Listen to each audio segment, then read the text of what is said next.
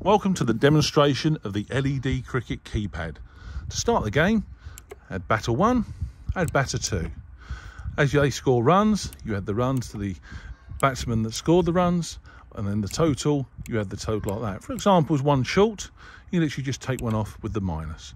Wickets, again, add. Overs, add. Or you can, for example, say it's a T20, start it on 20, and you can count down the overs.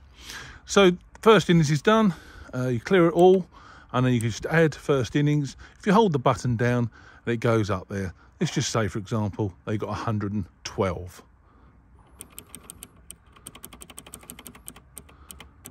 Then you've got the last button is the LED adjust brightness.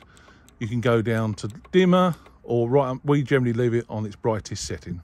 It's that simple. Thank you very much.